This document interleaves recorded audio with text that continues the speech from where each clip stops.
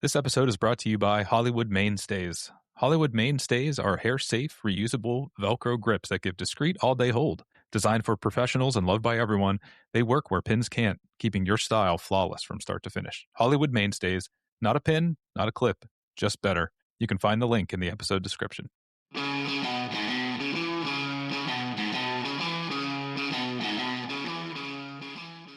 The second time is the charm. The second time brings him back in the full.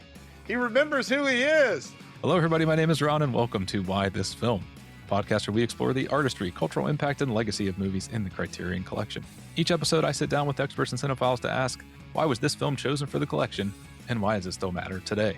In this episode, we're heading to early 1990s Los Angeles, into the neon and shadow of the war on drugs with Deep Cover, the 1992 film from director Bill Duke. Deep Cover follows Russell Stevens, a Cincinnati police officer recruited to go undercover as John Hall and infiltrate the West Coast's largest cocaine supply chain. As Stevens climbs the ladder, the line between the cop and the character he's playing starts to disappear, and the film asks what's left of a man once everyone around him needs him to keep playing a role that was never safe to play in the first place. My guest today is Michael B. Gillespie.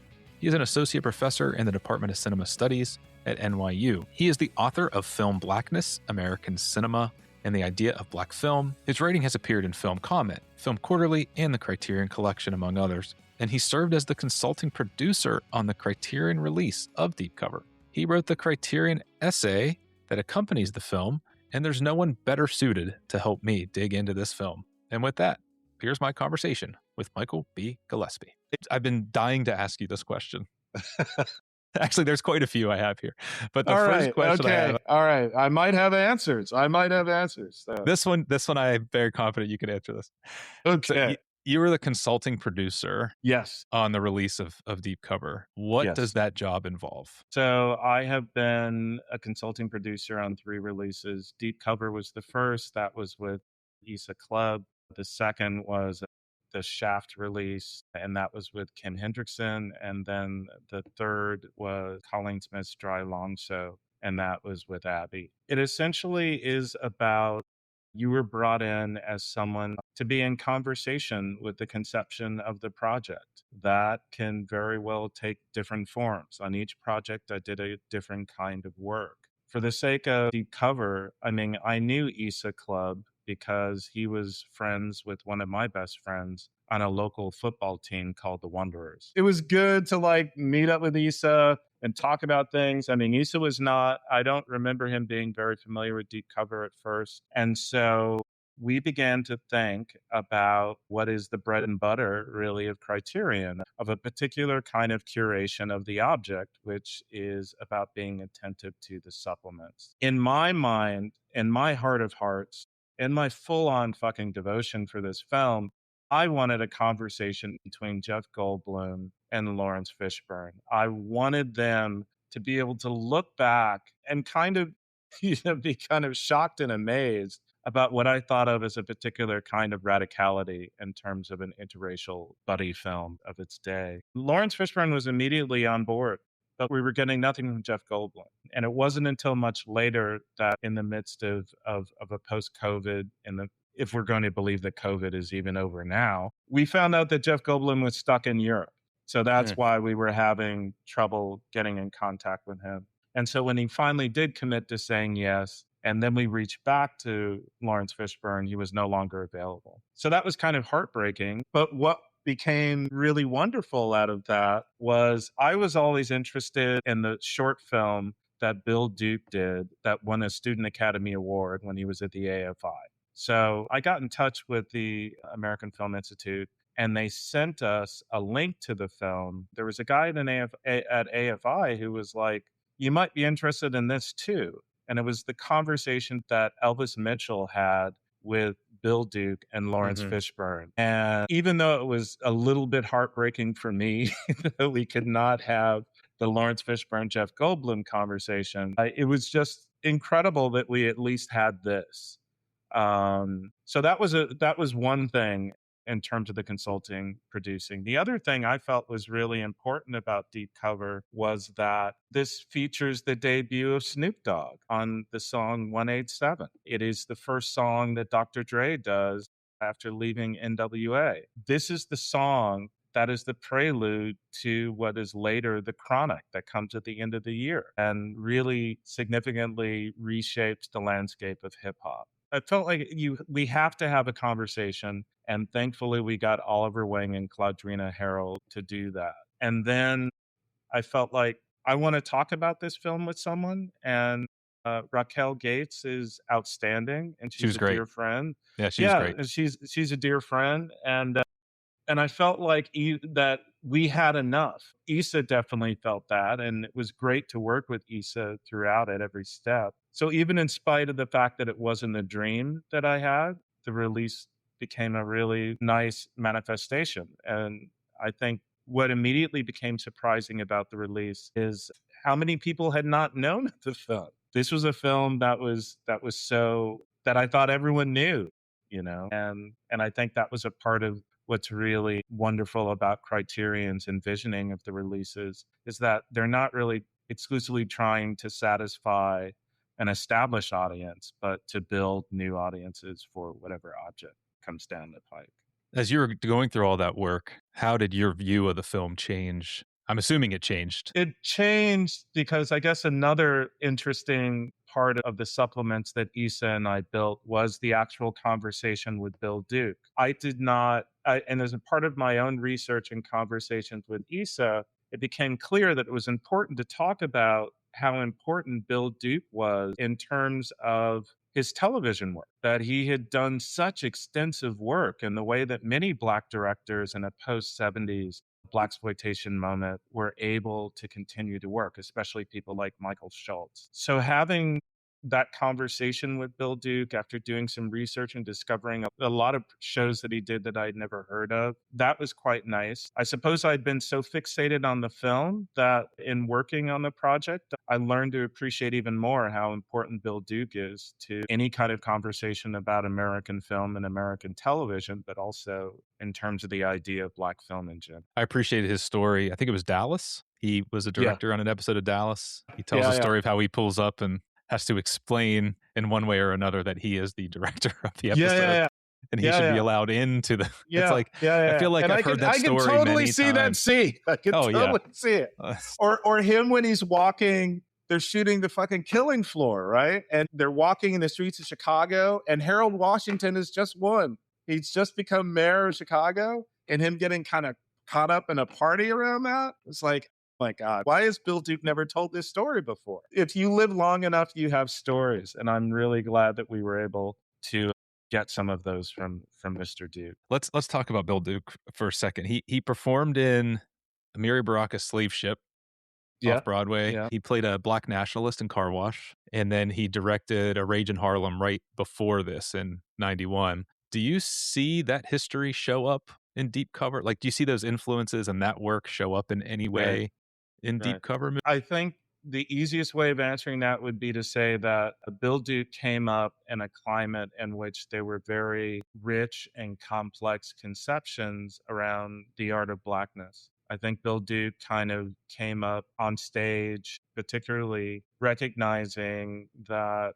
sometimes what's really kind of vital and most enriching is to have Black characters that are deeply complicated, if not ambivalent. When I think about some of the roles that you mentioned, these are not very easy roles that can be parsed out in terms of strictly positive and negative. There's some really stirring and upsetting and wonderful things about these characters. And so I think that came to bear in what I think of as one of Lawrence Fishburne's best roles. Yeah, he is credited as Larry Fishburne. That's easy to catch right in the beginning, in the opening credits. You're like, wait, Larry Fishburne? Who the hell's Larry Fishburne? That's right. This is Last Larry because he goes on Broadway and August Wilson's Two Trains Running, which he ends up winning a Tony Award for. So this is the death of Larry and the birth of Lawrence. The thespian is born, His career trajectory is fascinating to me because in the 80s, he's Cowboy Curtis in Pee-wee's Playhouse. which you can't get more sanitized of a character. And then in 91, he's Furious Styles in Boys in the Hood. Yeah. Yeah. 92, it's Deep Cover. 93, he's nominated for an Oscar playing Ike Turner. Right. And What's Love Got to Right. Do with It? I'm just so fascinated with Yeah. that Yeah. trajectory. I was talking to a friend of mine, so we were talking about Deep Cover. He had never seen it. And I said, I was trying to think of other films where Lawrence Fishburne is the lead actor. And I don't know if there's many more. I think this one, obviously, and What's Love Got to Do with It, he's been almost like the linchpin in a lot of these other franchises. John Wick, The Matrix, like you need him. You need this character. Yeah.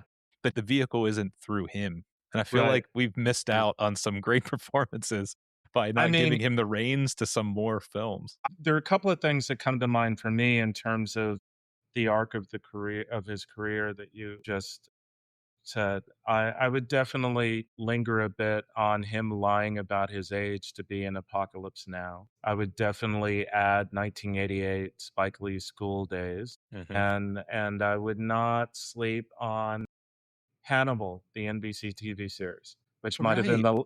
which would have been the I last. forgot. It's the last major network series I gave a shit about was Hannibal. He was You know how often we ask each other in this house, is anyone still watching these shows? Hannibal was the last one for me.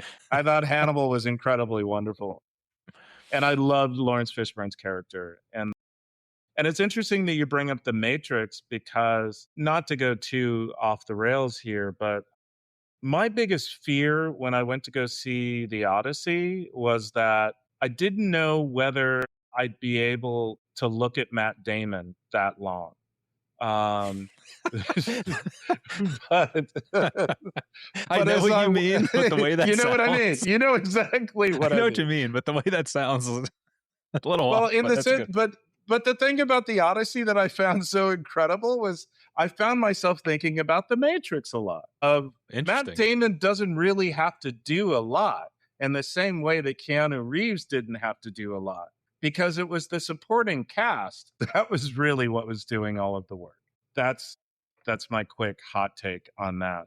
But to your point, yes, Lawrence Fishburne, he works in this kind of really interesting supplementarity. I mean, I remember reading about him processing when the crew stopped speaking to him when they were shooting What's Love Got to Do with It. That he had really inhabited that character so much that to develop to when the crew hates you, you know you're really doing something right, you know. Well, in that case, maybe. Maybe in other cases, you're not doing something right. Yeah. And I will also add another thing about Lawrence Fishburne in the 90s. I always like to begin with Abel Ferrara's King of New York. But yeah, it's That often forgotten because I he's mean, not a he's a minor character, but again, someone who's incredibly important to telling the he's an story. incredible, memorable character. So I think of this incredible arc as really beginning with it goes from King of New York to Boys in the Hood to Deep Cover. And that's the Larry farewell tour right there before we get Lawrence. So this is the point where I don't want to stir you up too much because I know how you feel about the term neo-noir. But in your essay, you say that it's untenable. I really feel like I should have read that. Yeah. What exactly did I say? You'll be happy to know I wrote it down. You call neo-noir an well, you also write about it extensively in the passage of your book as well. Yeah. In the essay, you call neo-noir an untenable and lazy way to describe what's happening. I said lazy? I did say lazy? And in an email to me, as soon as I sent you, here's the rundown, the first thing you say is, this looks great, but I don't use the term neo-noir. I mean... Specific line from your book, you say, the critical function of genre, noir in particular, and the consequential ways that blackness as the animating force of noir refines our understanding of genre.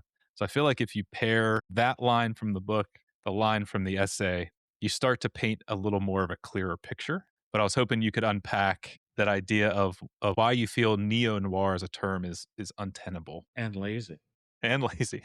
I'm clearly afflicted with cinephilia. I embrace it. I'm nose wide open for it. And my love and devotion to not only film, but the study of film is not exclusively bound to classical Hollywood cinema. And while I understand and appreciate that cinema studies institutionalization comes in this moment of late 60s and the 70s, in that moment, genre became a constitutive part of, say, curriculums. And my issue is that genre perhaps has been thought of too often in terms of a category, of a stable category. And I understand genre as a discourse. And I appreciate that the way that genre helps me most is when I need to find shit.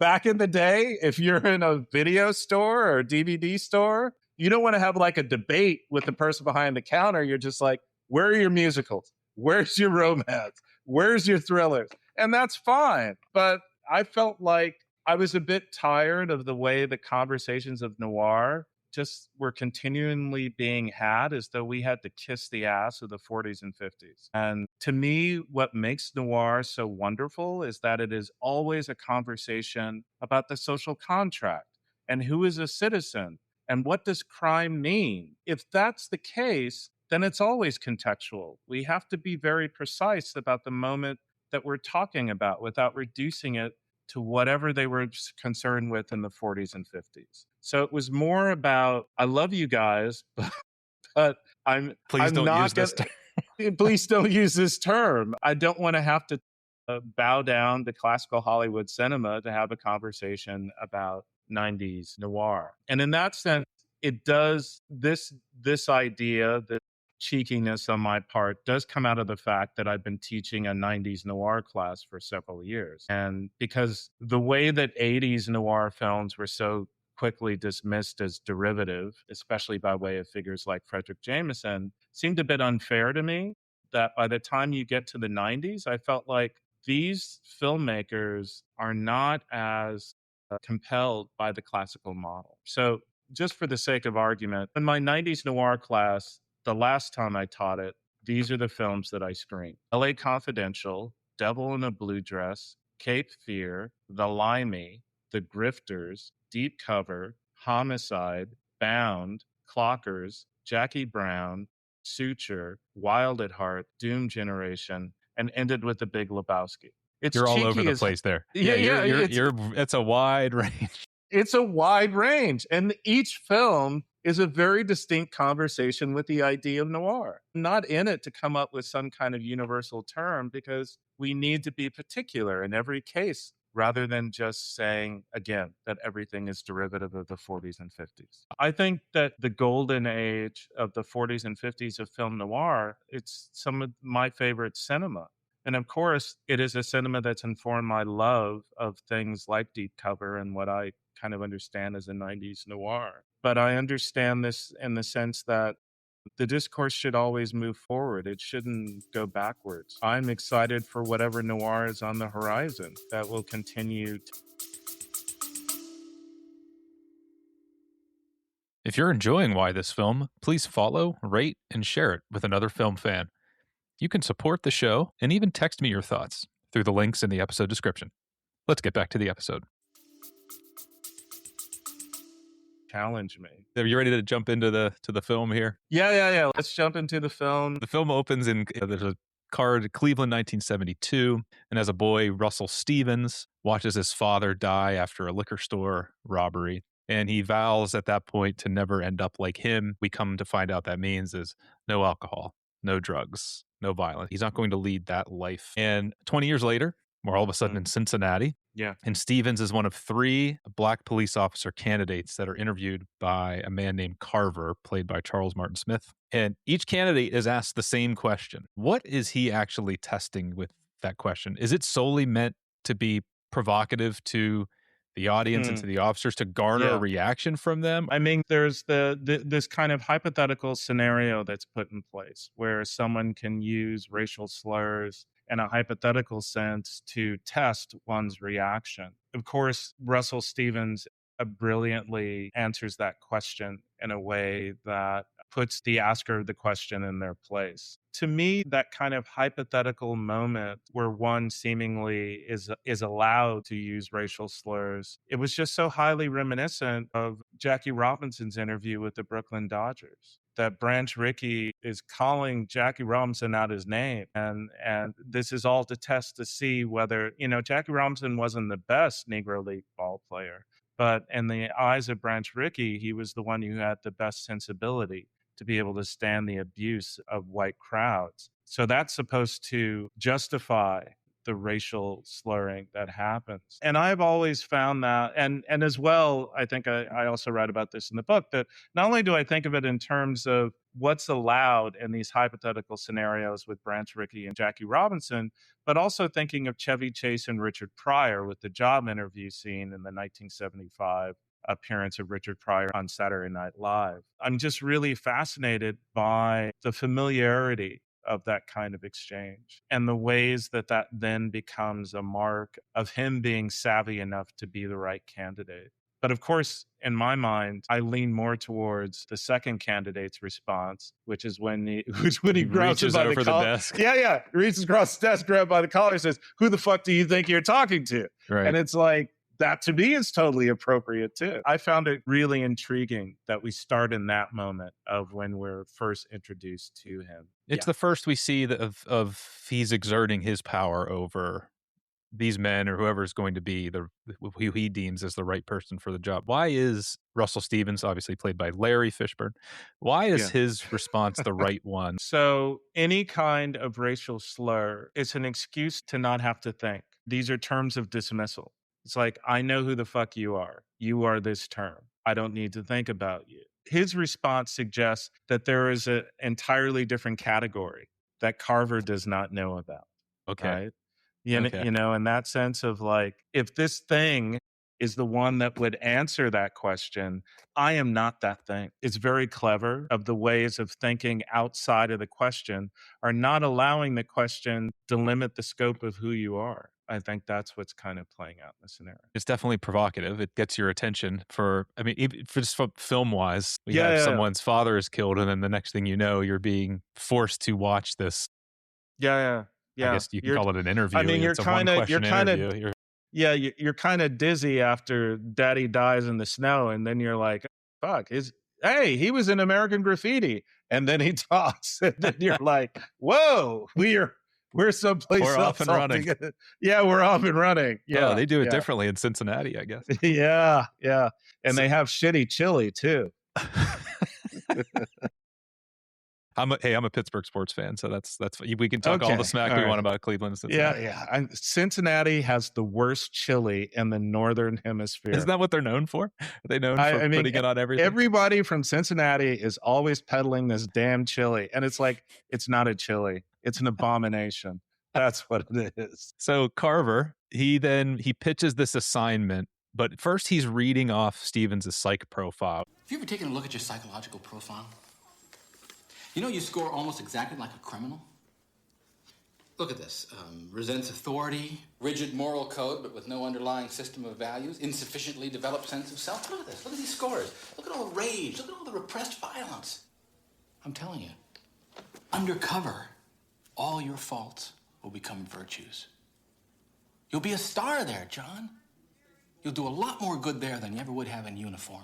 And he reads that off, not as though it's a liability. He's reading it off like it's the credential that is needed to do this his line of work. He's in a sense, I read it as he's weaponizing Russell Stevens' trauma as the qualification for the job. So is this recruitment or exploitation? I read it as exploitation. I read it as a kind of typology exercise. And I read it by way of the blues expression that it's not what they call you, it's what you answer to. I mean, Russell Stevens isn't being read as a cop at all. Carver's basically saying, you're really a criminal. You're a criminal who's pretending to be a cop. Which comes up later in the film. It comes up later. So Carver's asking him, I don't even need you to do any fucking work. I just need you to be what you really are. Be yourself out there. You be you. That's basically what Carver is saying. Yeah. I actually caught something on my latest watch that Carver calls him John while recruiting him, which is his undercover name. Which is a little psychological trick that I feel like he's pulling, because his undercover name will be John Hall. You were so much more kinder than me. Oh. That's a continuity error. What is it? That's how I write it. In my book, I write about it as like, this is a straight up continuity error, but it's really fascinating that he's it's a psychological trick. He's putting him in his role already. Oh, all right. maybe he's that smart. Michael Tolkien wrote this with Henry Bean, I Henry believe. Bean. Yeah, Henry Yeah, Bean. Henry Bean. When they originally wrote this, it was with a white lead. Yes, it And was. and the studio executive suggested changing the character. I think I have the term to niche market the film after the success of New Jack City and Boys in the Hood. Do I have that history correct? Yeah. After the black film explosion of 91, the property actually began to consider it as something that could have a black lead. The ways that the initial screenplay and then when Michael Tolkien was brought on, to me, it's just this kind of very strange synergy moment of when I think of Michael Tolkien, I'm also thinking of the fact that he writes that film, The Rapture. He works on Robert Altman's The Player. He works on a film, The New Age. He's doing these kind of funky anti-establishment genre films. So the fact that Lawrence Fishburne can so easily fit within this mold makes it a kind of accidental and important consequence of the black film explosion. It is fascinating to see. It's funny. I heard that fact. Thanks to your supplements, by the way, from the consulting producer of the release. I read all that about the supplements. All about the supplements. It is. Yeah, We're nerds for it. Yeah. I guess I read that as another kind of exploitation too, of like, ooh, there's a market that we haven't tapped into yet. This is a way for us to. I mean, I guess it's all the whole point is to make money, I suppose. So I don't know. Sadly. Maybe I'm just too pure I'm thinking too purely as opposed to the bank accounts of the executives of the movie studios. Well, I mean, here's the thing that any time that Hollywood has insisted on its measure of being inclusive, the most interesting and important films are not the films that actually succeed in the Hollywood model. I think it's the films that are made possible by this seeming new age of inclusiveness, but ultimately don't thrive and aren't the blockbusters that people hope that they are. I mean, that's the way that I kind of look at some of the most important films that came out of the 1970s. I think the most important film, in terms of the idea of black film, the most important films to me in the 1970s were made possible by the belief by studios that they were making a blaxploitation film with the low investment, high return model. So when we think about what the 90s look like after 91, there's some really great moments throughout. And of course, I feel like Deep Cover is a necessary part of that conversation. I read Carver as the villain of the film. Not really a dramatic one, maybe, but a systemic. Yeah. I wrote that he represents the apparatus of exploitation. You're giving Carver too much credit. I think of Carver as just a manager in the way that we should hate all managers. He's carrying out the directive of those above him. Yes. And he's looking at Stevens's it's an extra S there. His damage as an asset recruits him into this machine.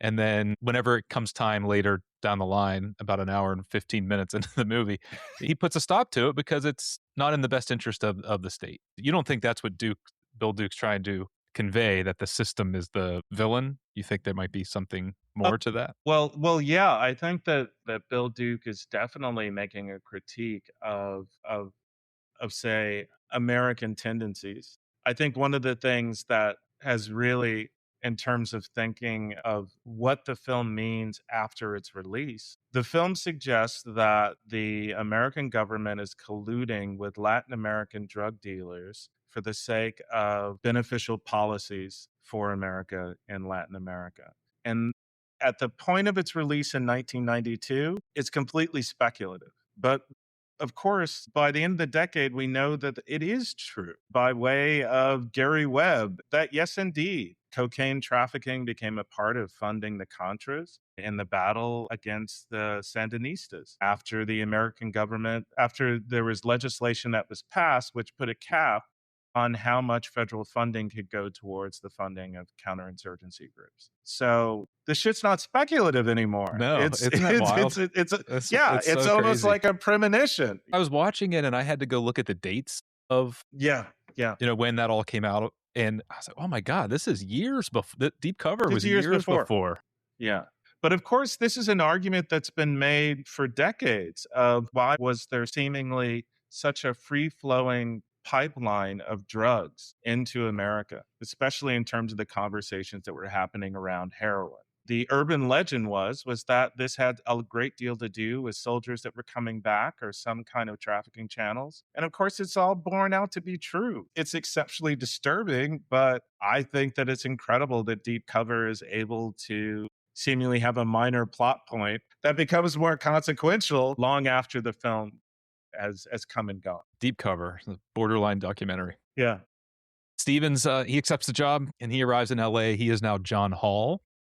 Yeah. And he starts buying up product on the street. There's a very quick scene that I don't think you're meant to know who all the players are. Obviously, if you watch the film a second time, you get a little more of a sense when they show the little pyramid of here are the street dealers and here's the next guy. And one of the people that show up there is a mid-level dealer named Eddie. Right. Eddie is played by Roger Guenveur Smith. Incredible stage actor. Even when you think about how incredible his improvisational sense of the character Smiley is and Do the Right Thing. Yeah. So his character, the light-skinned fuck up that he is, it's hysterical. He is incredibly hysterical. Like him in the crack house with that white woman. Yeah, like, yeah. Why are you going to diss my Nubian queen like that? And you're like, holy shit. He's such toast. John/Russell, he reports what he's learned. He witnessed a murder. We saw a man named Ivy shoot a young dealer on the street. So he reports that he's witnessed a murder. His superiors are pushing him to continue moving forward. That's a trope in film that always gets me is, hey, I witnessed a murder. And it's like, yeah, we're not worried about that. We're not worried about people dying in the streets. We need to continue to move forward, and that's not really our mission here. We think that what they're trying to do is get the drugs off the street, but we come to find out that's not so true. But I feel like that trope pops up in movies all the time. And usually when it involves some conceit of an undercover operation, yes, it usually entails having to use drugs or having to perform a killing. Mm-hmm. I think it's distinctive that in the case of Deep Cover, it's about his witnessing, that he needs to be reminded that as an undercover operative, you must circulate with a different moral code. If anything, he's being slapped across the face that you're not a fucking cop. You're a drug dealer. Be yourself. Yeah, again, be yourself. You don't have to do any work. Just be you. Your daddy died in front of you. You're all good. Yeah, use that trauma. We need to use that trauma. Yes. Instrumentalize your trauma. I like that. I like the terminology, not putting it to action. John then sidles up to Eddie, but Eddie is soon arrested. That'll come up here soon. After he's arrested, we get an inside look at David Jason. David Jason, never trust a man with two first names, by the way. David Jason, played by Jeff Goldblum. We get an inside look at his life.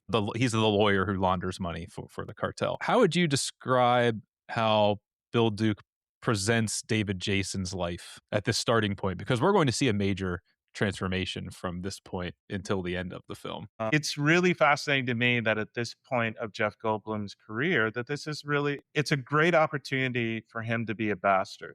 It's an incredibly perfect opportunity for that. I'm always really interested in thinking about the significance of Jewish characters who are seemingly performing a kind of whiteness. We could go back to the jazz singer about that. But particularly, I go back to Norman Mailer's The White Negro, of thinking about some tendencies or some aspirations of thinking about Jewish masculinity in terms of its ability to perform a kind of blackness. So when I first saw this film, that's what kind of struck me, of what made it so distinctive from, say, the Lethal Weapons or the Defiant Ones, is that I could not recollect seeing a character who was so marked as seemingly non-white, but bound to a black character. When we first are introduced to him, there's this radical juxtaposition of him with his shiksa wife, of the blonde, blue-eyed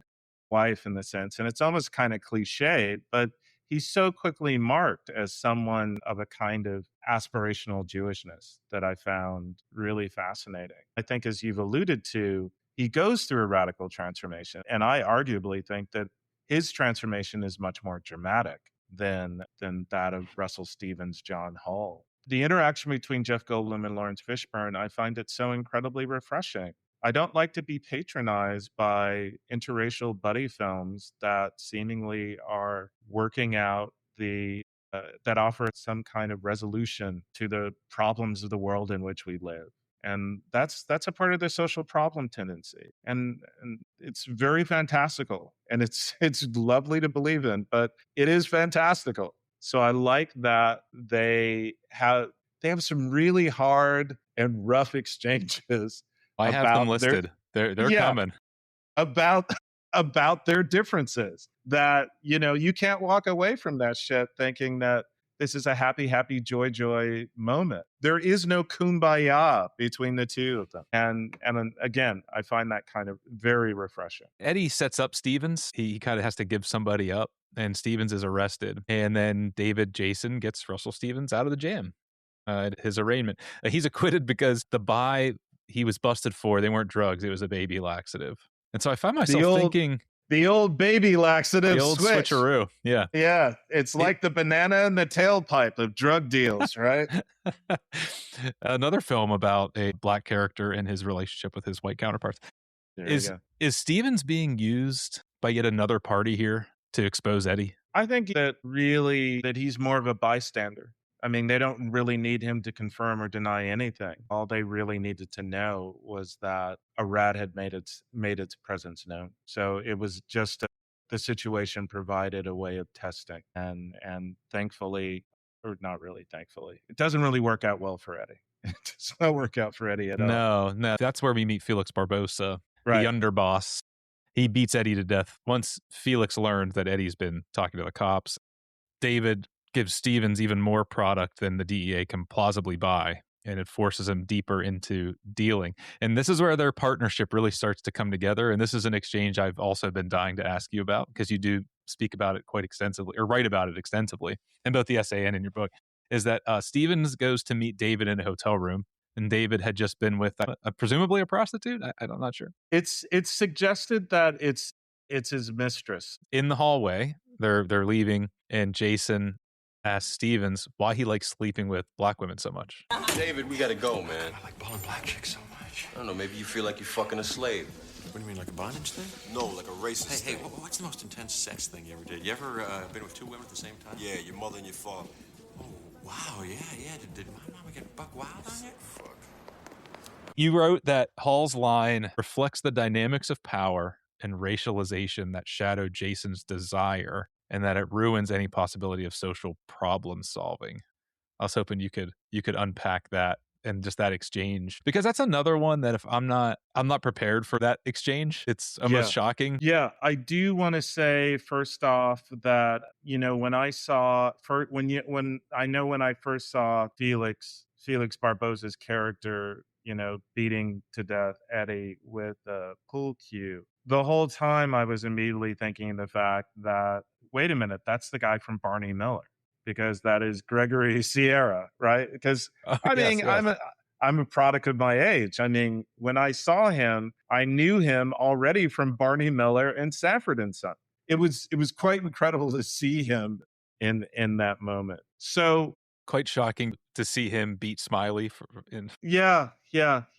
Felix. Yeah, it's like, what the fuck? That's actually a pretty good impression. That's pretty good. You've been working on that one. That's pretty good. Yeah. I was saving that for you. I'm honored. So yeah, there's not going to be any Ebony and Ivory holding hands and skipping down the hallway between the two of them. What's left hanging in the air is a lot of unresolved things about a history of race and a history of power that we, just as the audience, are left to acknowledge and observe. There is no placating it. It's shocking that the kind of ease with which they can have that kind of conversation. Understanding it is about us carrying the consequence of that exchange.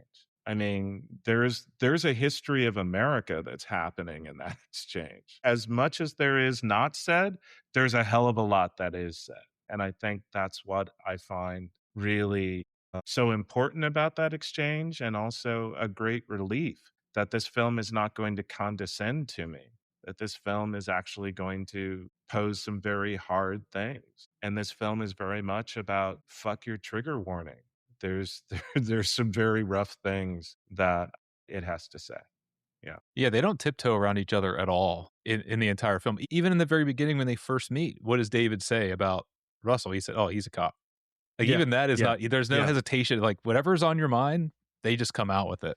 They're not Right. tiptoeing Right. around each other. I think what's a real testament to their bonding on screen is that Bill Duke was very receptive to Fishburne and Goldblum improvising. So they develop an incredibly wonderful rapport. And I had not realized how extensively the improvisation went until, I mean, we're not there yet, but definitely in the final sequence there was a lot of improvising that was happening and down there on the docks, and it ultimately ended up being quite wonderful.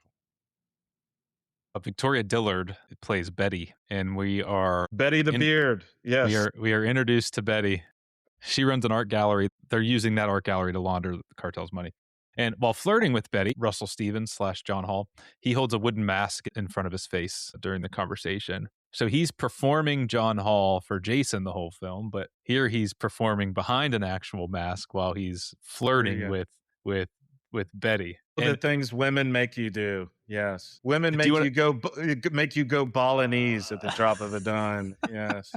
I was hoping you could talk a little bit about the mask, what it represents, or what it represented to you whenever you watched the film. Well, I have to say that I initially overthought it. I overthought it in the sense that I reached out to a scholar of the Ramayana and sent him a screenshot of the mask. And That's got- awesome. Yeah, and I got That's all great. this history about this particular character and all of that. And then that's when I kind of realized, yep, I have overthought this. I need to keep it a little simpler. It's not that complicated. That when you think about mass and performativity in American culture, it's quite significant that you have a Black character quite explicitly performing a sense of self. It also alludes, in my mind, to a sense of the tradition of passing literature as well. It's interesting to see how the film kind of intersects with some degree of thinking about the idea of passing. I think also it is a testament to the fact that Larry Fishburne. Get it right. You got to get it right. Yeah. He has not crossed the Rubicon yet. He is still Larry. That it's also a testament to the fact that Larry and Victoria were a couple at the time. Did not know that. Yes, they were a couple at the time. Love is fleeting, but yeah, at the time they were a thing. Yeah. But I also find that there's an argument can be made that she isn't the most fleshed out character. She's certainly not the most complex character, but I like that she has a kind of unconvincibility to her. And I mean that in the sense that there's a lot of unchecked desire, I think, between Lawrence Fishburne's character and Jeff Goldblum's. And I say unchecked because of perhaps the ways that Victoria Dillard's character is not as strong, which is why I jokingly call her the beer in the film. I love that analysis. I look at it completely differently now. I mean, what's the strongest relationship in the film? It's Well, the Jeff two men. Goldblum and Yeah. Lawrence Fishburne. Yeah, it's Of the two course. men. So, like Victoria, it's like, okay, all right, sure, this is what you want, you know? Well, we did just establish that they're getting along really well. Yes. The violence is going to start to escalate now because, well, as if it hadn't already. One of Steven's street dealers is killed by a rival named Ivy, who we'd seen earlier, a big muscle-bound man who shoots a teenager in the street earlier in the film. And David tells him that if he doesn't retaliate, the street is going to read that as a weakness and that he's likely to be next. So Stevens kills Ivy. I mean, he commits a murder. Yeah, it's what every good undercover operative has to do. They end up in a situation where they have become so fundamentally convincing. Is this the point where he crossed the line? Did he already cross the line before? Like, is this the point where he stops being that cop undercover and starts being a criminal who happens to be a cop? No, I think he's still a cop. I think he ultimately wants to follow through on being this kind of righteous character. But when he discovers that he's dealing with unrighteous people, which is the American government, that's when he breaks. I mean, what's the fucking point of being ethical in an unethical world? We could very well be asking ourselves that question today, every day. Why do we bother to be ethical in an unethical world? And I think that Lawrence Fishburne's character eventually reaches that breaking point when he realizes that, yeah, they don't care. The government doesn't care about what I'm doing. But at this point, he's still, I mean, he articulates regret, right? Which is also a sign that he has not completely crossed over into being a. Yeah, I think you're well, okay. Yeah, I think you're right. You just made me think of when we get to this point when he shoots Gallegos. There's not a lot of Yeah. regret there. That's a necessity to get to where he wants to go. Right. This feels like it breaks him emotionally that he felt like he had to do this thing. Now his boss Carver, our favorite character, asks him point blank. He says, "What was it like popping Ivy?" He calls himself God. By the way, multiple I told times. you I was God. I told you I was God. Yeah. And then he needles him. And this is where I thought, you're such a prick. He needles him about, I went to Princeton. So I went to Princeton to avoid that kind of violence. Yeah. Is this a commentary where black cops sit in the hierarchy of law enforcement? Carver's calling himself God. And I see what you're saying. Like, I went to Princeton, so I didn't have to do what you just had to do. So I'm curious how it felt doing it. I think that this is really, the more I watch the film and the more that I spend time in the academy, the more I just see Carver as just the embodiment of the managerial class. There are greater evils, but he is the manager. He is the messenger of the greater authority of messages. I just think of him as a really shitty and weaselly vessel of those that are far above all of our pay grades. Yeah, there's nothing really. The most satisfying second of the film is at the end whenever Stevens punches Carver in the stomach. But we didn't get to that point yet. But yeah, a successful Iran-Contra trial, a premonition of a successful Iran-Contra. Stevens and David, they go together to Felix, and they're trying to buy a large amount of product. And this is the scene when Felix starts to verbally attack David, and they play a game of hot hands that ends with David's hand bleeding. This is one of the scenes where David has his being Jewish thrown in his face. Right. This is where his Jewishness is introduced in a disparaging way. Yes. And it becomes a part of, it's a very interesting mark that his character is not allowed to be white. His character, it's almost as though you're not white, you're just Jewish. It's this moment of not only this whole masculinist anti-Semitic discourse, but we're also coming off of what is the fucked up homophobic moment in the bathroom as well, right? It's right. I didn't even mention it. Yeah. I mean, I don't know if there's a whole lot we can say about it. It's not a perfect scene. It happens. Any stretch. Yeah, and it's just like, really, did we have to do that? That's not even top shelf homophobia. That's just like there's lazy. If neo-noir is lazy, this is a different level of lazy that ends up happening in the bathroom. But I digress. I find it really interesting how he's not allowed, as I said, to be white. Yeah, the question you're answering the question without me asking. Yeah. I was going to say, is David being forced to wear a mask in this world, but a different one than what Stevens is wearing one for the sake of I'm undercover. This is not really who I am. But David my question, I guess, is David also wearing a mask in this world? Yeah, I think David thinks that he can pass for white, and then he says, fuck that, I'm going to be black. I think he leapfrogs, and it's like, fuck it, I'm going for the gusto. I want to be better than white in his mind. It just hit me just now. So the beginning of the film, Carver is he's launching that slur to see how people react. And the person that's selected is the one that has not just no reaction, but he has a reaction in a way that Carver deems as the right one. But David is having his being Jewish thrown in his face. It looks like he's holding back rage. Yeah. Almost like the second cop reacted.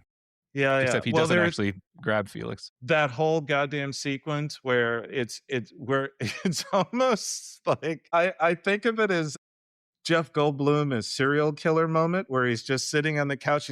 I want my cake and eat it too. I want my cake and eat it too. And you're like, yeah, you're really taking this hard, my guy. Some of it is on himself because he is the worst hot hands player I've ever seen in my life. I've played hot hands with children that have better reaction times than Jeff Goldblum's character. Slow. No, David. Slow. That's one. This is two. It's awful.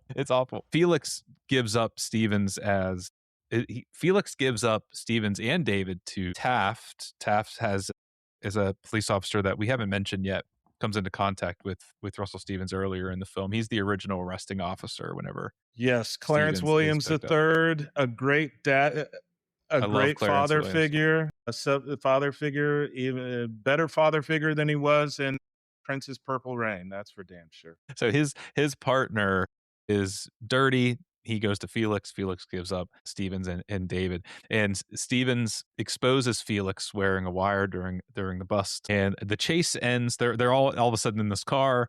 And Russell Stevens is driving like a madman. Betty was with them. It's a wild scene. And the chase ends with Felix was shot in both hands and in the buttocks. And then he's run over by a police car. You mentioned... Yeah, of course he is. You mentioned Goldblum sitting on the couch with that, I'll have my cake. In the car, I'm watching this like almost laughing a little bit. It's like he's going for broke. It's is that... It's very Shakespearean. It's almost like put a skull in his hand. Right? To be or not to be, I want my cake and eat it too. What does he say when he leans out? He shoots him and he Felix falls out of the car. Barbecue shrimp. You'll come over and barbecue jumbo shrimp. That's what he says. Yes. Like it's almost like it's tipping close to camp. Well, like it's meant to be serious, but it's almost Felix campy. Is like, I'll see you in hell. And he's holding his hand. It not only is it a scene and where Jeff Goldblum's character has really crossed over into a different level of the kind of masculinity that he wants to pitch. It's also Lawrence Fishburne's character has directly defied orders. He has put his own moral code above the direct orders of the government. And I think this kind of alludes to what I was saying to you before. It's building up to the moment in which he discovers it's not worth it to be ethical in an unethical world. Meanwhile, Jeff Goldblum he's completely lost it. I mean, he's become a sociopath. He kills somebody that I think I viewed as his rival, which is Felix. Right. And his reaction is he kind of loses it. Whereas when Russell Stevens kills Ivy, he unravels, but in an emotional, inward way of, I can't believe they both have their own version of unraveling. Right. Because when Lawrence Fishburne's character reflects on, I've killed another black man, that we get a shot of him looking through his family photographs. Mm-hmm. And we see a picture of his father, but we also see a picture of a woman who we can assume is his mother. And that's the only mention we have, or any gesture. You're right. Or suggestion that there was a mother, right? You're right. So his sense of committing the murder is to reflect on the loss of his family. It's a rather twisted processing, but it also shows that, again, he articulates a kind of regret that, again, Jeff Goldblum has gone too far. Yeah. Yeah. Well, too far in many ways. His overacting, his barbecue jumbo shrimp. Yeah. This then prompts for Jason and Stevens to finally have a meet with Gallegos. I really appreciate the voiceover. I know that's a noir staple, is to have voiceover, but when they had that meet with Gallegos, the delivery that Fishburne has of, finally, I found we have our, he finally gets to Gallegos, who was at the top of that pier, not the top. He was just down one rung from the top of the pyramid, which was his mission. And Gallegos claims that since Felix owed a debt, David and Stevens now inherit that debt. And now we finally have that scene when Carver tries to pull Stevens back in, revealing that the State Department now wants Gallegos' associate, Hector Guzman, who was the top of the pyramid. They want him installed as a foreign head of state, and Stevens quits. He starts drinking, tries drugs for the first time. And, Carver, he's using Stevens, or I guess Carver and whoever's giving Carver orders. They're using him until it becomes politically inconvenient. And Stevens is a disposable. You said earlier, you think this is it. This is the turning point where Stevens realizes that he's being exploited, and he's over the edge now. This is the powerful line. They're bringing me to Washington. Come along with me, man. We'll go to Washington. We'll have a budget, huh? We'll have some clout. I didn't get into this for that. Well, neither did I. But that's all there is. It's the fucking spoils of war. You might as well enjoy it. Well, if that's all there is, I've been wasting my motherfucking time with you. I can get more clout and more money on the street than I can get following your ass to Washington. You know what, this whole fucking time, I'm a cop pretending to be a drug dealer. I ain't nothing but a drug dealer pretending to be a cop.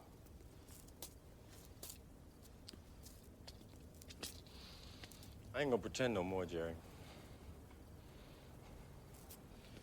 I quit.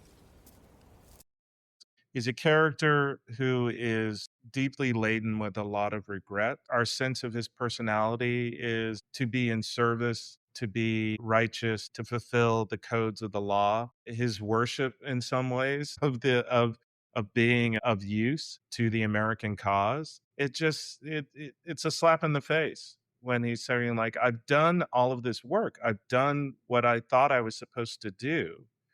And he's met with bureaucracy. He's not met with justice or a reward for executing the law and a kind of moral authority. And I think as an audience, we are totally on board with his reaction to being told, no, we're going to stop now because you know, unless you work for the government, I can't say that I'm the most trustworthy of the government. And so we empathize with his reaction of just like, no, fuck this, I'm done. I'm not doing this. I'm not coming in. I'm going to see this through in my way. Right. And he becomes his father's son. Fulfills that prophecy that was laid out at the beginning when he says, I'm never going to turn out like him. That's always a good giveaway. When a character says, I'm never going to do that, it's like, yeah, you're going to do that, my guy. We're just waiting for that turning point and what's going to push you over the edge. There you go. Start manifesting. It's like a shitty dream board. Jason and Stevens murder Gallegos after being unable to come up with the money that he demanded, even though who is the character that plays one of Felix's right-hand men? What the hell is his name? He has a weird name. It's not clear to me whether they're lovers or not, or I just don't know. Yeah, I mean, I don't know why he's there. I really don't. He's kind of a whiny bitch. He's very docile. He's not an intimidating figure at all. No, he has some kind of really interesting relationship with Felix. Gopher. That's all we've got is Gopher. Wait, yeah. It's like Prince and Madonna? He's Gopher? Oh, wait, that's his character name. That's his character's name is Gopher. That was his real name. I was like, wait a minute. No. That's the only name that we have for the character, played by Sidney Lassick. This character, it's like, is this a serious film? But anytime he shows up and opens his mouth, it's like, yeah, this guy's in the wrong movie. But he's great. I mean, I think that there's something about his relationship to Felix that it's just a lingering kind of shtick, which is already a bit of a hyper masculinity wet dream as it is. Well, Gopher. Yeah. He tells them Felix didn't know them that much money. My read is Jason and Stevens already kind of knew what they had to do with Gallegos and paying him this money. He's going to kill you. It's never going to stop. So they do kill him, and we talked about this before, how the reaction's a little bit different this time from Stevens. And Gallegos was the original target, and Stevens murders him and takes the money. So is he fulfilling Carver's prophecy? He said from the beginning his criminal nature was his qualification. He has to some extent, but again, there's a self-fulfilling prophecy, but there's also how Carver kind of saw that psych profile and was like, are you going to live up to this or not? And I'm thinking he just did. He's lived up to it because he wasn't given the option to actually be the moral avenger that he wanted to be. It's a great point. Yeah. That's a great point. They asked him to shut it down when he was getting somewhere. And he was prepared to do all of that. But instead, we have the venture capitalist kind of pitch that ends up happening. And it's a beautiful pitch.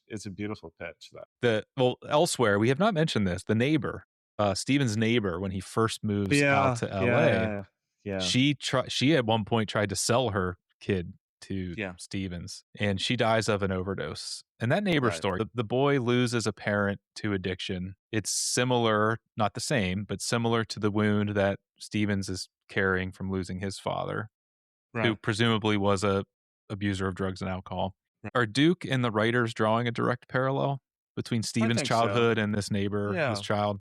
I think just more generally of he's bearing witness to the destruction of a family in the same way that he experienced it himself. But to also feel complicit, he can't wholly divorce himself from his feelings. Even though we get that incredible moment out on the sidewalk where he's reciting this really incredible poetry from the 70s, which I think is a part of his general way in which Lawrence Fishburne's voice is access to his consciousness, whether it's in the voiceover or whether he's speaking in general. It's a part of the more general poignancy of there's the expression that no one gets out of here alive, that there's just no way that he'll be able to achieve what he dreams without there being some casualties along the way. There's also this entire subplot of synthetic cocaine that they're trying to make and sell, and this is where we end up on the docks with Jason and Stevens. They invite Designer Guzman, drugs to designer NFTs. Yeah, what is a time traveler made this film, apparently. Yeah. Jason and Stevens invite Guzman. He has diplomatic immunity to buy into their new synthetic cocaine operation, and Guzman accuses them of racism. You racist Americans. You just want to cut us poor Hispanics completely out of the market. No, Mr. Guzman, I think you know there's no such thing as an American anymore. No Hispanics, no Japanese, no blacks, no whites, no nothing. It's just rich people and poor people. The three of us are all rich, so we're on the same side. Race has been a constant. I wrote constant tension, but I'm not so sure that's accurate because of how well Jason and Hall / Stevens get along with each other. I think there's an underlying racial tension there. Yeah. Obviously, the fucking a slave line, how Stevens is moving through the hierarchies of his job. And then David Jason stands up there and just erases all of that with these few lines. Yeah. Now I feel guilty doing this to you by giving you another line from something that you No. I mean, I'm looking at you made me open my fucking books. I'm sorry. You describe the moment as post-racial solidarity meets the way of capital, is the way that you so eloquently put it. I think one of the most interesting lies that Americans often want to tell themselves is that race doesn't matter, or that race is strictly about looking at someone who's black or brown. And one of the things that I understand and appreciate and am frustrated by in terms of American history is that America is founded by an idea of race. Race is always already a constitutive part of so much of our lives. And that includes having a conversation about whiteness, that includes a conversation about blackness, it's a conversation about power. So what I find so lovely about Jeff Goldblum's speech is that it's yet again another gesture towards, as long as we all have money, race won't matter. That this is how you deal with the problem of race, is that everybody has to be rich. And it's a very sexy claim. It's a very sexy and exclusive claim that's being made. And it almost works. It almost works, except the father figure shows up. That's where I'm going next. Detective Taft, our guy, he shows up to make an arrest and is shot dead. I don't think Russell's going to shoot this man. Yeah, I don't believe he will, and he doesn't. And David Jason shoots him. He shoots Detective Taft. Yeah. You've mentioned this many times. Of course, I write, is Taft a stand-in for his father? Well, obviously. So Taft is a stand-in for his father. So then Stevens has to see his father die twice? Yeah. His actual father and then the stand-in for the father? He has to watch him die. The second time is the charm. The second time brings him back. Brings him back in the fold. He remembers who he is. No bloody dollars in his hand. But it is a van filled. It is a van full of them, right? A van filled with blood money. This does change some things with where Russell Stevens, John Hall, planned to go after this meeting, because he kills David Jason in self-defense. I say self-defense because Jason is raising his gun at him and Russell shoots him. It's a breakup. It's over. It's a total. It's a gunfight / breakup. But it's a breakup. It's a breakup that's different than other films, as you've mentioned in a lot of your writing. You've mentioned the rejection of the interracial pieta. Yes. And I was hoping you could dive into that. Yeah. So the pieta is it's a trope that goes back to Mary holding Jesus when he's dead and taken down from the cross, cradling him, and it always has these kind of maternal, comforting connotations. But it is also something that seemingly pops up in a lot of these interracial male coupling moments, especially in social problem films, whether we're talking about Home of the Brave or especially in The Defiant Ones when Sidney Poitier is cuddling Tony Curtis. But what becomes especially interesting about them is that in this moment of male intimacy, of two men comforting one another, that there's usually some dumbass joke about how one of them is really a woman, which is supposed to kind of diffuse what is this intimacy that's happening. In the case of The Defiant Ones, Tony Curtis, when he's being cradled, has to look at her and like, you're a really beautiful woman. And then they exchange the kiss by way of him lighting his cigarette and giving it to him. And then, of course, the most Lethal Weapon. egregious, the most If that's where egregious you're is going. Lethal Weapon. Yeah. I mean, where they would tell you what a beautiful man you are, and then give me a kiss before they get here. And of course, my favorite is as we're panning all the way out. Where did that bullet hit you anywhere? Ha ha ha. And it's amazing how much we have. There's a whole legacy of trying to diffuse what perhaps is a kind of anxiety that'll be generated by just having unchecked male intimacy on the screen. I love the choice, though, to end this differently. I mean, you mentioned multiple times in this conversation of how Betty's the beard, like these two men, who knows, there's affection there. And it doesn't end with Stevens cradling him, sorry for what he's done. No, he stands there and he cries. He fucking cries over him. I mean, that's a really precious and important moment in terms of what distinguishes this film from a lot of the more male-oriented action films or buddy films that came before or that have come after. I feel like that was one ending, and you could have ended the film there, and we don't really know what happens to Stevens. We can see him drive away with the money, whatever, but we do get something a little satisfying. I was satisfied with what comes next, that months later, Stevens is coerced into testifying in favor of the DEA because they're threatening to punish Betty, who is his love interest. And he comes up with a different plan with his semantics. He signed an agreement that he would in no ways disparage the operation, which he did not disparage it. He did articulate that he wished he could have gone further. That's when the videotape comes out. And I think, as I write about it, in 1992, to have a film where a videotape exonerates a black man, it's special. About that. Yeah, it's kind of special. I have to shout out Issa Club, the Criterion producer I worked with, because he's the one who caught that one of the congressmen, his name is Bojan Bazelli, which is a shout out to the cinematographer of Deep Cover. Very cool. I love those. Yeah. I love those facts. Yeah, those like Easter eggs. But to have this kind of, again, that justice is served, which is a part of, I think, the wonderful fantasy of the film. Yeah, you know what I failed to mention? Whenever they pull up to the docks, Gopher's with them. Yeah, and it's a blink and you miss it, where he's holding one of those big ass camcorders from the early 90s.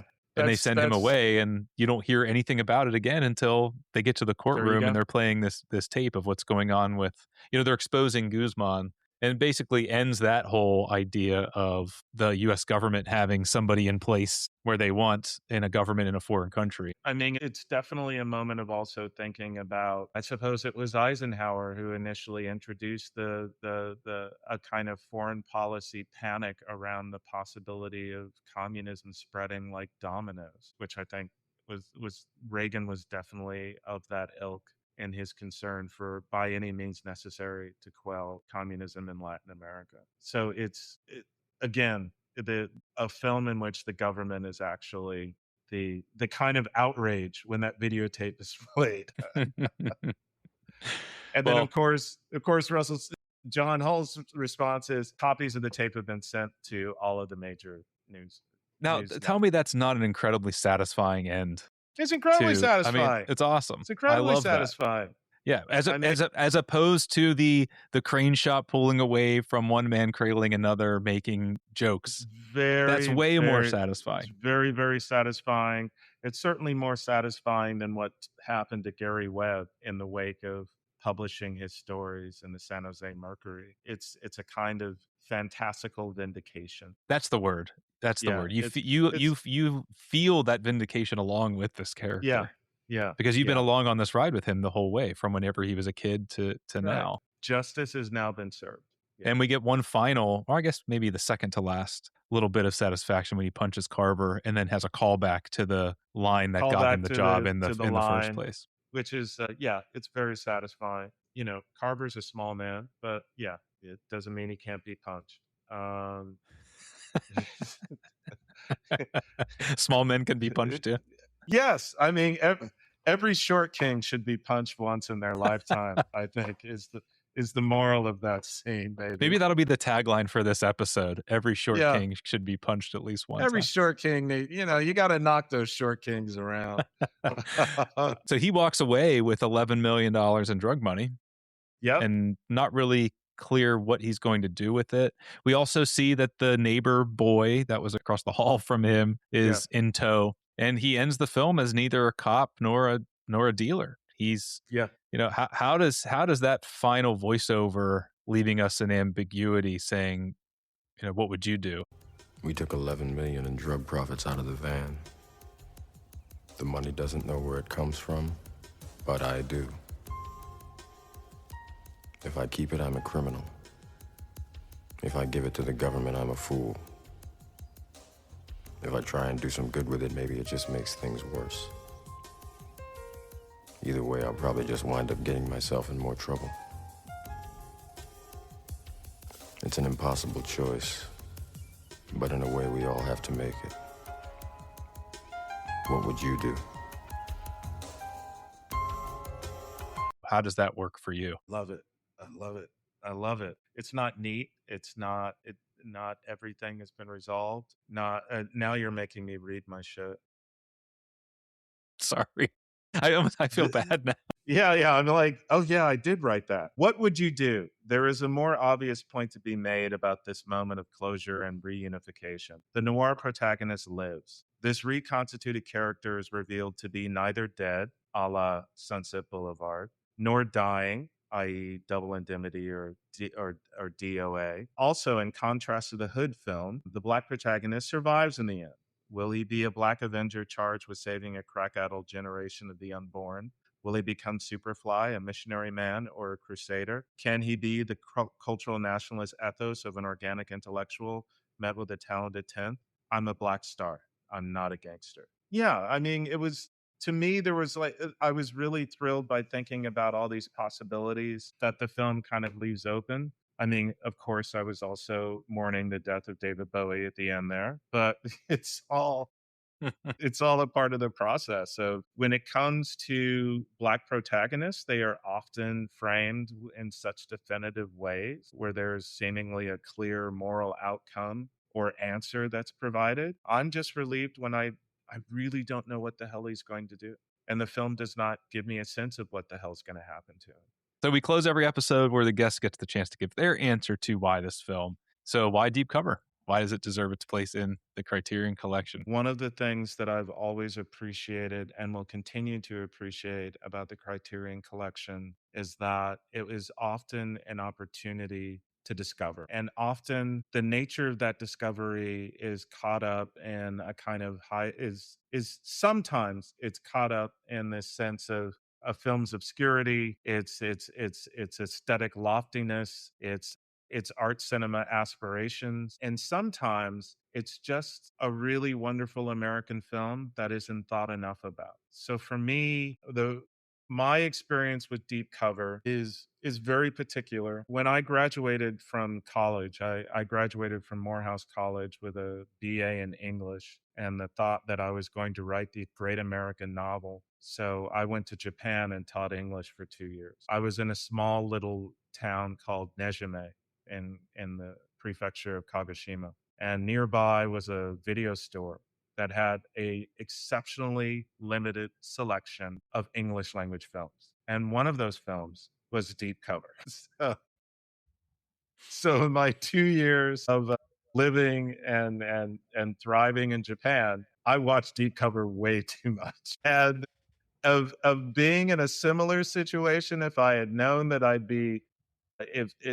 don't think I would choose another film to be stuck in a small village in Japan with, to watch over and over again and constantly find something new. It's not a perfect film, but it's a film that I think is quite compelling and challenging us in terms of thinking about genre, of thinking of our expectations of race and representation, and also of understanding. There was a great moment in the 90s with noir films. And I think Deep Cover should always be a part of that consideration. Thank you again to Michael B. Gillespie for taking the time to speak with me about Deep Cover. If you'd like to support the show for as little as $3 a month, you can do so by selecting the Support the Show link in the episode description. You can follow the podcast on Instagram for updates and check out whythisfilm.com for additional resources. Next time, I'll be joined by Pamela Hutchinson to discuss The Red Shoes. Thanks again for listening. Please be sure to follow, share, and keep an eye out for the next episode.